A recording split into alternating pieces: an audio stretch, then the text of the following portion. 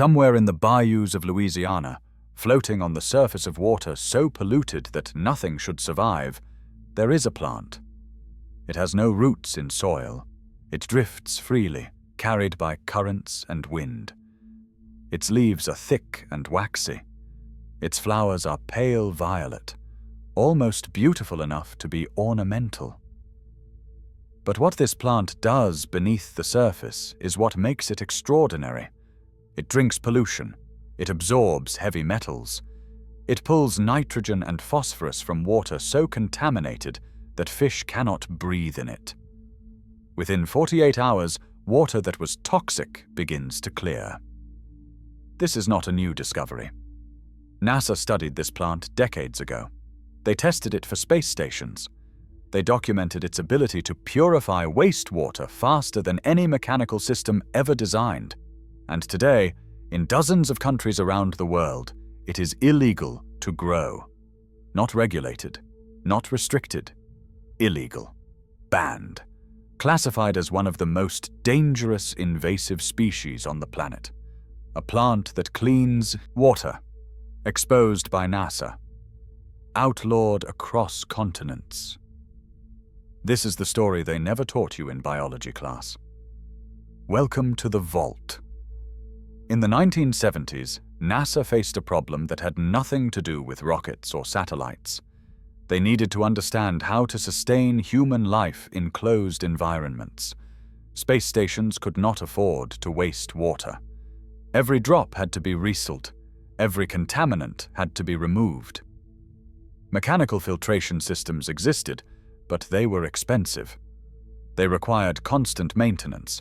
They consumed enormous amounts of energy. For long-duration space missions, something more elegant was needed. So NASA scientists began studying plants. They tested hundreds of species for their ability to absorb pollutants from water. They measured uptake rates. They documented which contaminants each plant could handle. They searched for nature's most efficient water purifiers. And one plant outperformed everything else they tested. It was called Eichhornia crassipes. Common name, water hyacinth. The results were remarkable. Water hyacinth absorbed nitrogen at rates no other aquatic plant could match. It pulled phosphorus from agricultural runoff. It captured heavy metals like cadmium, lead, and mercury, locking them in its tissues and removing them from the water column. In controlled experiments, water hyacinth reduced pollutant concentrations by over 90% in less than 2 days. 48 hours, no chemicals, no filters, no electricity, just a floating plant doing what evolution had designed it to do.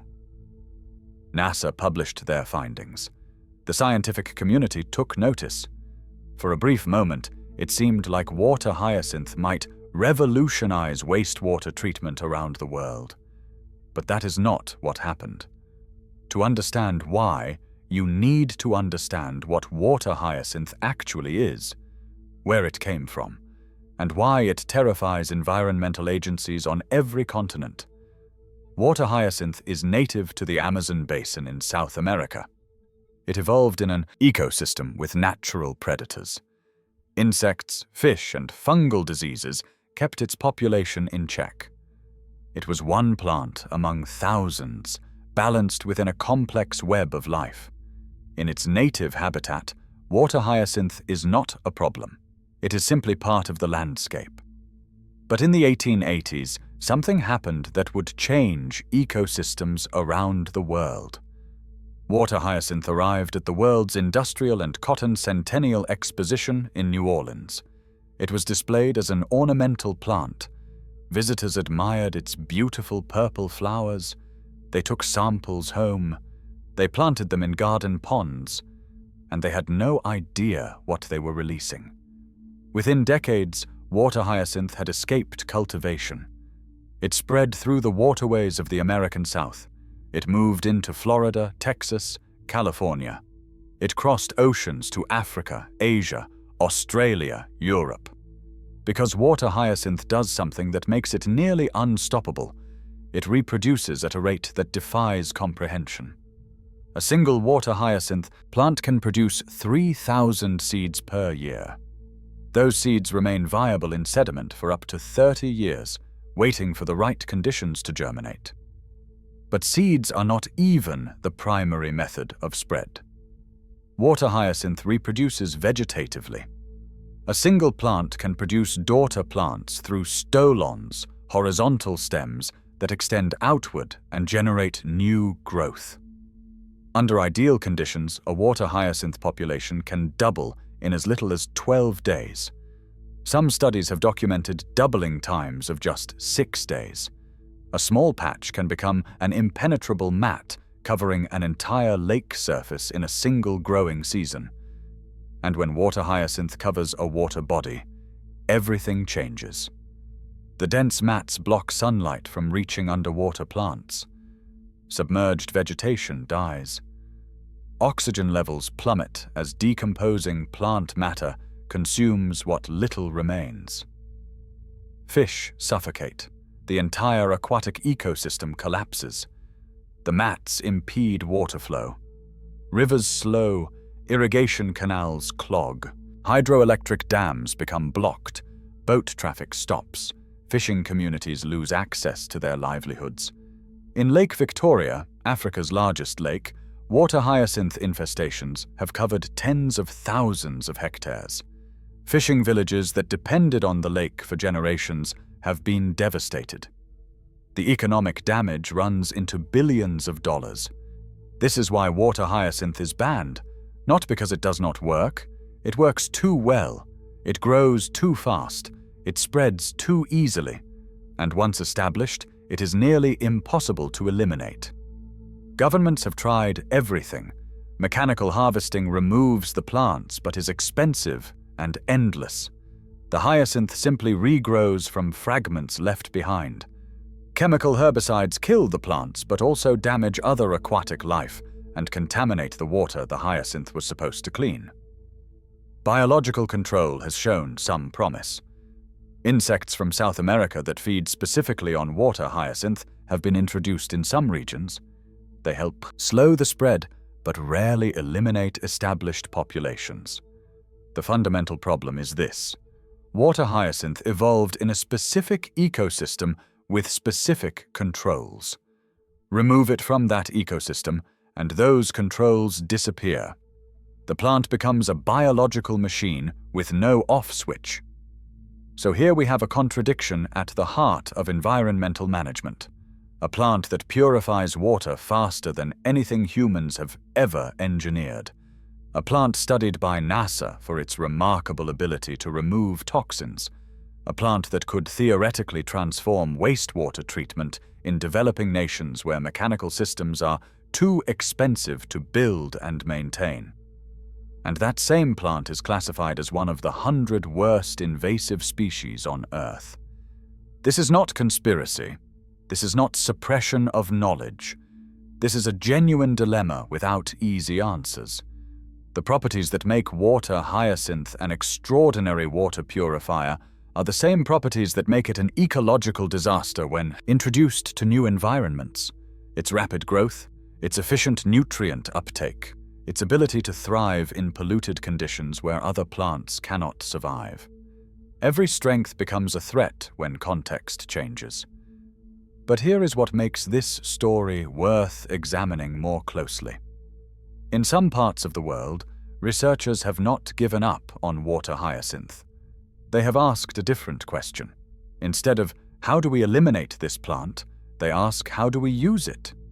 In parts of Asia and Africa, controlled water hyacinth systems are being tested. Contained ponds, where the plant is grown intentionally.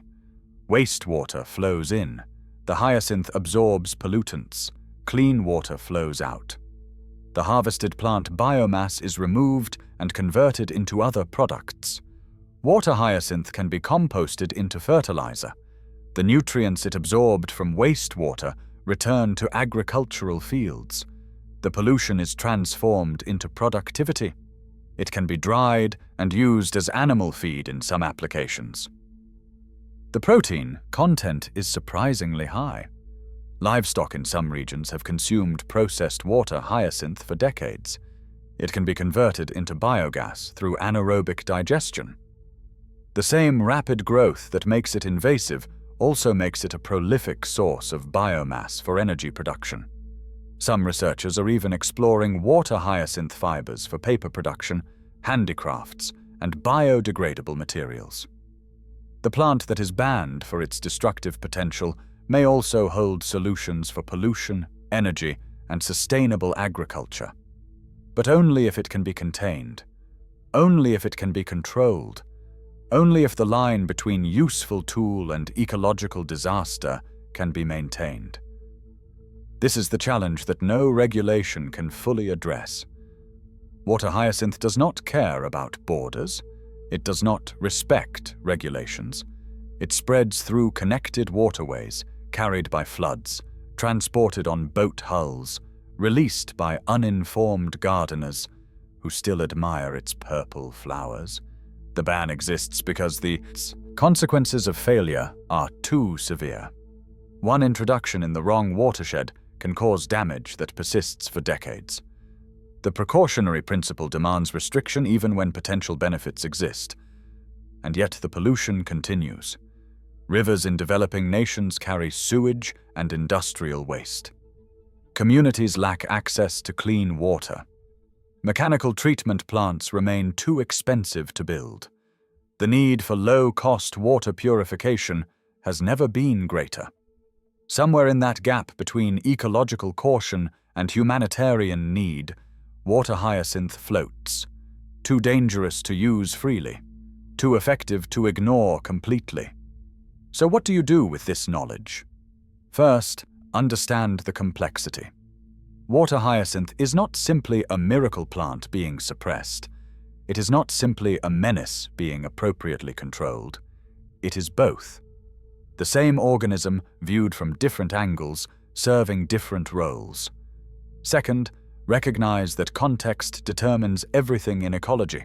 A plant that saves one ecosystem destroys another. A solution in a contained pond becomes a catastrophe in an open river. There are no universal answers. Third, know that research continues. Scientists in Bangladesh, India, China, and several African nations are developing controlled systems that harness water hyacinth's purification power while preventing escape. The work is difficult. The failures are real, but the potential remains. Fourth, appreciate the irony at the heart of this story. Humans transported water hyacinth around the world because we found it beautiful. We spread it deliberately, without understanding what we were releasing. Now we spend billions trying to undo what we did. The plant is not the villain. We are.